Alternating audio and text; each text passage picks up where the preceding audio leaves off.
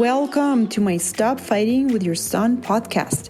If this is your first time here, I recorded 4 episodes especially for you to help you eliminate the fights right away and start connecting with your boy as soon as possible. Go to episodes 54 through 59. I have 4 boys of my own, and I know better than anyone how much you want to have a good relationship with your boy and all the things that can come in your way. If you are a mom of boys, I am the coach for you. Let's go. Hello, everyone. How are you doing? We're doing so well. I'm doing well. We finally opened our ski season. It's pretty late, January, but I'm excited. We went skiing with all 4 kids, and it was the first time that we went skiing with one little one who had that little accident with his head. And he's doing well, and we're excited to be back to regular activity. So that's the big news in my household. In other news, I want to talk to you guys about this one practical thing that you can do that I do daily. Of course, I'm not perfect at it, but that I do daily that you can do to have the best relationship with your son. And actually, if you apply it to any other relationship, it will do magic. So it is called holding space for your son. And I did borrow this concept from my life coaching world, because when I got trained to be a life coach, we are trained to hold space for our clients. And what that means is to allow time and space for the client's feelings and whatever is going on for them. It is all okay. And so when you are with your son, if you can practice being okay with whatever's going on for him, then you can be that safe space for him that he would be loving being at, okay? So let's back up a bit and think, what is the best relationship that we want to have? What does it look like? Well, it can look like many different things, but for me, I wrote down a couple of things. What does it mean for me to have the best relationship with my boy? And I would love it if they feel comfortable coming to me and sharing their best news with me or their worst, right? I want to be that person for them to come to if they need any advice, if they need an opinion, if they need to just vent, if they want to share something great. I want to be that person. I want to be that special someone who's there for them no matter what. And so that to me is a great relationship when they trust me, when they want to share things with me. And so that's a great relationship for me. So how do I make that happen? Well, it all starts now, wherever you are, if your son is 2, if he's 12, 20, if he's 42. How are you reacting to him when he shares things with you? And even if it's great things, right? We are always judging whatever he's telling us. Either we're judging it as great and we're telling him, oh, good job, right? I'm so happy for you. Or, oh my gosh, this is terrible, blah, blah, blah. How could you do this? Or we are concerned and we're giving him advice. Or we're worried about his future. So we're telling him things that he should do to avoid things or to make things happen. We're constantly applying our opinion on what he's doing or saying. Now, what I'm suggesting is to put a little pause between him telling you things and you sharing your opinion. You can still tell him your opinion, and I'm sure you will, but I want to suggest that you implement a pause. And that pause will be that container of holding space for what's going on for him. For example, right, I have little kids. My kids are between 5 and 10 right now. So, and this also works for any age person. Like really, it works with my husband, with my mom, with my best friend. So when they have emotion or when they're telling me something, I simply am there to witness that moment. Okay. I tell myself, okay, just hold your reactions until later. Okay. Don't react right away. Just be there. Okay.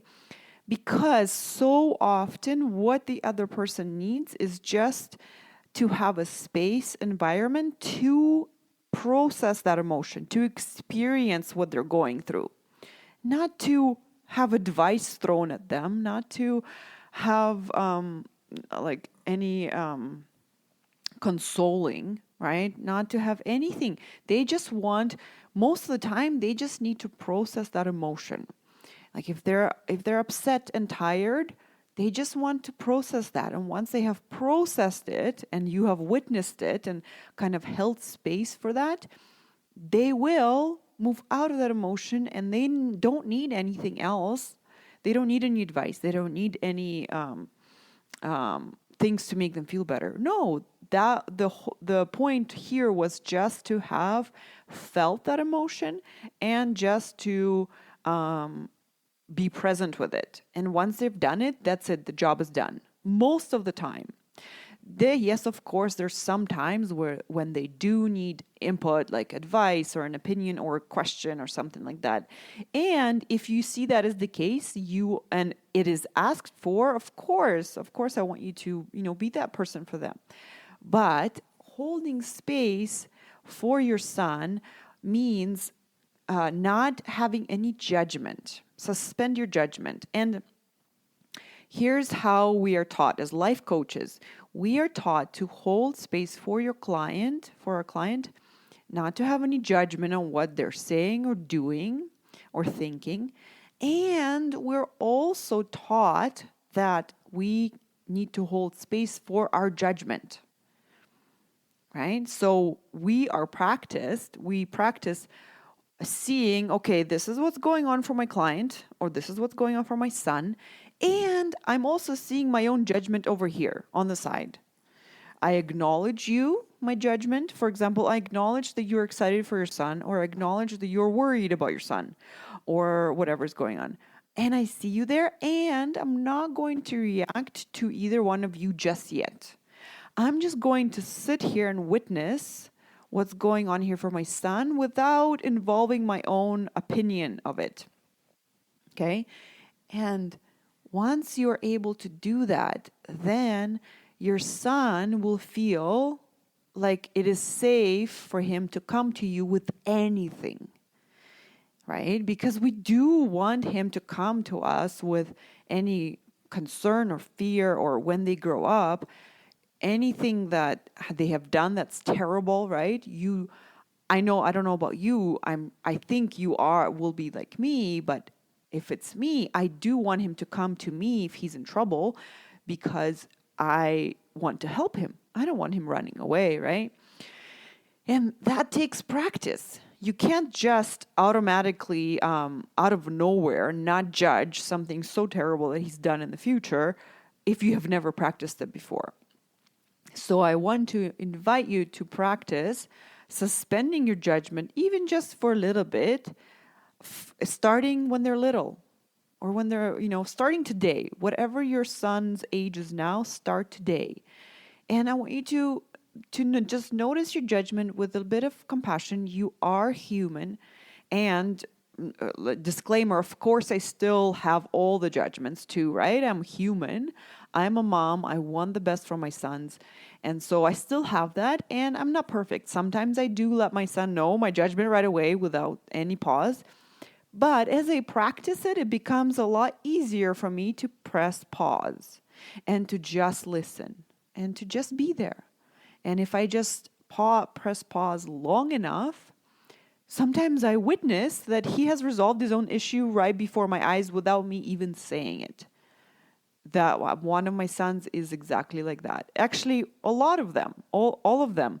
If I just get out of the way and I just hold that safe space for them to experience whatever they're experiencing, I witness that they move through that emotion, move through that concern problem that they're thinking they're having, and they come out on the other end feeling relieved, they've processed it, they figured out how they're going to move forward with that problem.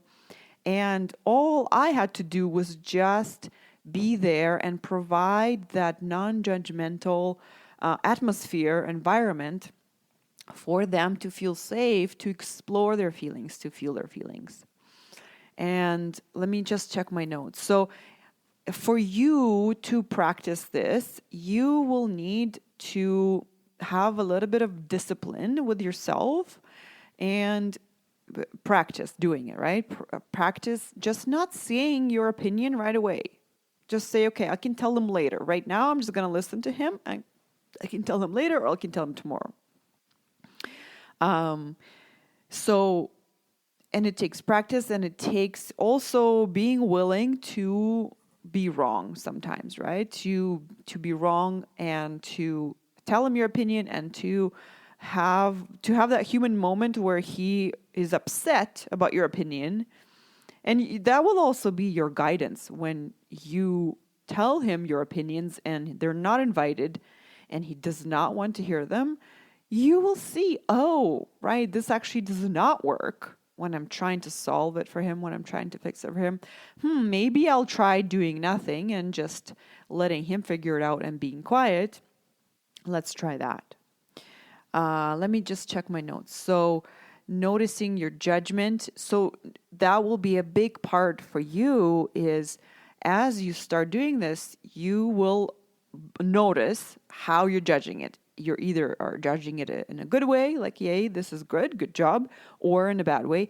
And just see, let it be there in the corner. Just see it in your peripheral vision and don't react to it. So just to review, I want to invite you to try this out with whoever you want, with your son. I know for a fact it will create amazing results. If you just press pause, suspend your judgment for a little bit and hold space for whatever's going on for your son. That means not telling him your opinion and just listening and waiting and trying to be impartial, right? Imagine that he is somebody that is not in your family and he's a stranger, for example. How would you react to that, right? You would probably be a lot more detached from the outcome. You would probably not have an agenda. Like, with strangers, we don't have our hopes and dreams that the stranger will do great, right? We don't know them. We're just more curious. So practice that with your son. Just, suspend it, kind of be neutral ground and listen. Watch your judgment on the side, see there and don't react. Okay, so practice being that safe space for your son without judgment, right? Because so often they don't need any feedback. They just want to process the emotion that they're going through. And often it's by sharing, right? Little kids, young kids, if they're used to sharing, they will share. And just by sharing, they will move through that emotion. Grown-ups, the same thing with grown-ups. So often we just want to share something great that's going on for us, something not so great, something that we're working on. Sometimes we don't want an opinion, and we just want to talk through it, brainstorm, explore our own thoughts about it. And we just need a safe space to do it in. And so often, like, other people can provide it for us. But if they share their judgments, we will less likely want to do that with them, right? Especially if they're not favorable opinions, right? So I would love to hear your feedback on this. How does holding space work for you? Have you tried it with your son, anyone? I would love to hear how that's working for you.